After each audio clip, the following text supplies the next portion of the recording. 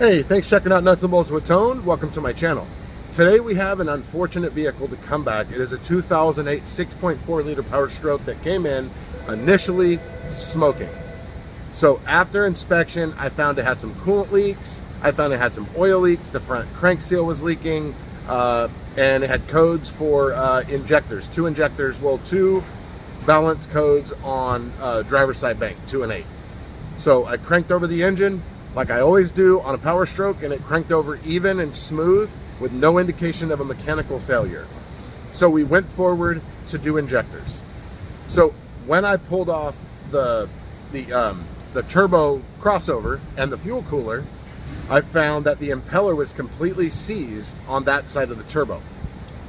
Turns out, and then when I pulled the valve cover off, I had incredible amount of sludge. I'll show you a picture of a short that I did. I paused it. When you see this, you kind of get the idea of what kind of condition this engine's in. So I had a ton of sludge in that valve cover. I put rags, I caught all of the sludge. I cleaned it really good, put new injectors, new rocker arms, new glow plugs. We got that side all done. He didn't want to address the other side.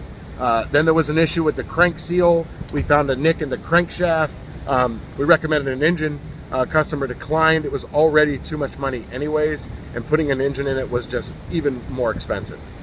So now it's back. It actually came in a few days ago with a DPF efficiency code, and I recommended a DPF. He came back 2 days later for the DPF. It was misfiring. So let's scan for the codes. The other concern was that the oil light was coming on and off. So we have cylinder 2 misfire and cylinder 2 contribution balance fault. So now let's see a power balance. All right, and so now we're gonna look at the power balance. The other concern was that the oil light was coming on and off. So as you can see, cylinder 2 is completely dead. There's absolutely nothing happening there. So let's just turn off fuel compensation strategy and see what happens. Let's see if there's any other issues. Nope, everything looks good. Okay, so now let's go crank this thing over. So here's what it looked like in the beginning. So that's just a complete layer of sludge. So this is what it looked like when I got done. I cleaned it really good on this side. I put rags all along the bottom to capture all of the sludge that was coming off to make sure it didn't go down into the engine. We ran an engine flush through it and a couple of oil changes. So now 7.3s, 6.4s, and 6.0s have a connector here. Well, not the 7.3s that have the glow plug relay here. But anyways, you got a connector here. And usually this one, the cables aren't routed right, but usually this connector right here, that side is connected to the engine harness. This side goes to the starter. It goes into the power cables. So if you ever replace cables on a 6.0, 6.4, 7.3, it comes with this starter solenoid as all part of the wiring. So you're going to disconnect this connector right here.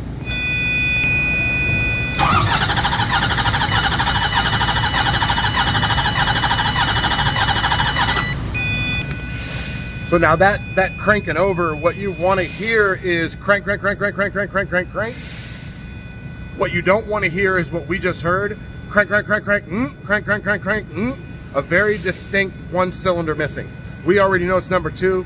Power balance confirmed it. We had the codes. So now, unfortunately, really needs a motor. We got the oiling issue, but because he spent so much money, we're gonna go the extra mile and check compression on number 2. And we're also gonna do an oil pressure test. There's one big key with doing this, cranking over the engine like this. You have to make sure the key is off. If the key is on, the truck will start. Now, what I generally do is if I have a misfire code, if I have a power balance issue on a Ford, I always will crank over the engine, because if you have any uneven cranking at all, now if you have the slightest little uneven cranking, it could be because the injector failed and there's just crap in the cylinder. But if you have a distinct low, then that means that you know you're not going to be going and replacing an injector. On a diesel, usually if you have a power balance issue, if you have a cylinder contribution fault, a cylinder contribution problem, it's usually either the mechanical engine, the injector, or the control to the injector, which could be the wiring, it could be the FICM. I had a 6 liter one time that had some repairs done, and one of the pins in the injector connector on the Fickum side was pushed way up inside, so it wasn't making connection. So they hit a...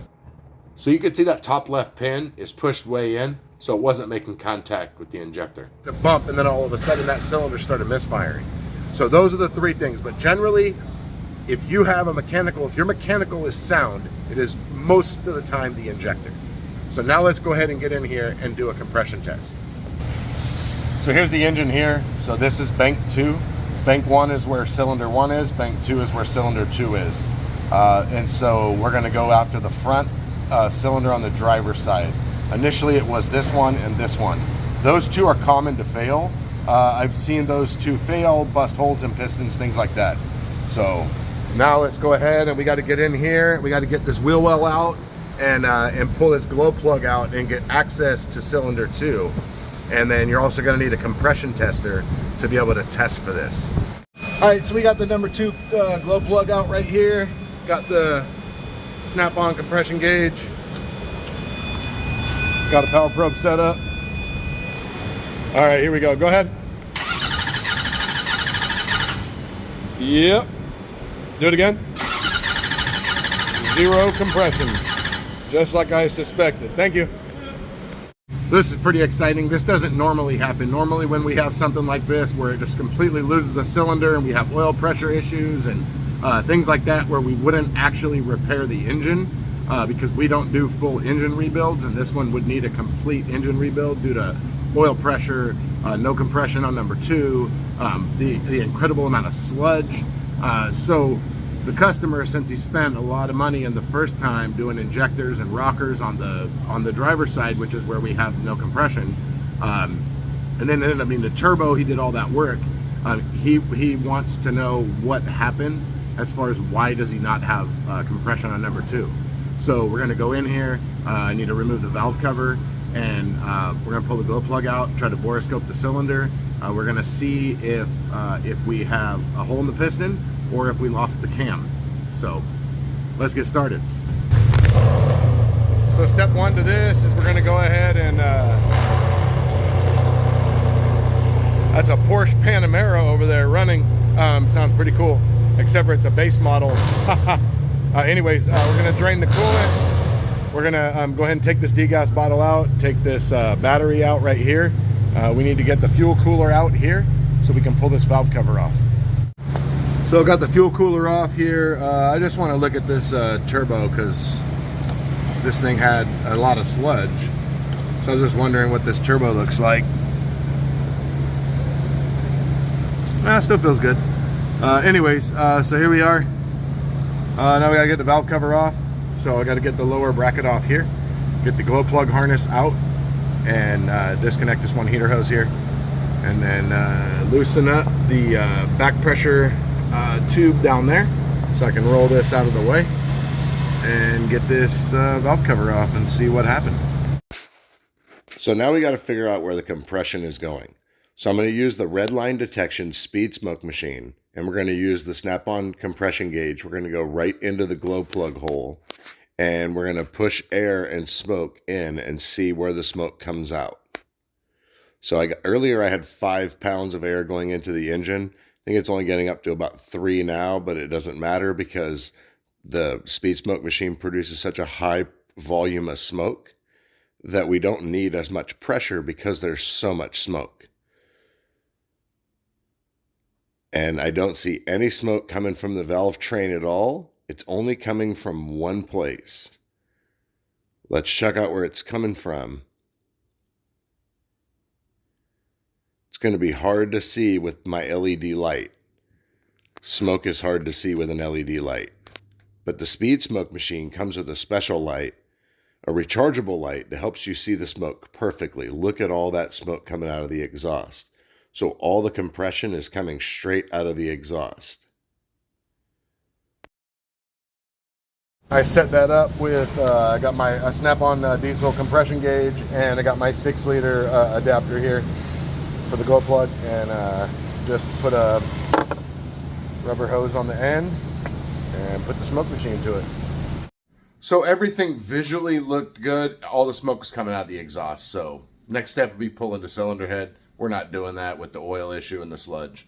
So customer wanted to get an answer. Answer is the compression's going out of the exhaust when the piston's at top dead center. So hope you enjoyed the video. Hit the like button, hit the subscribe button, and hit the bell. You get notified of all my future content, which you definitely do not want to miss. See you next time.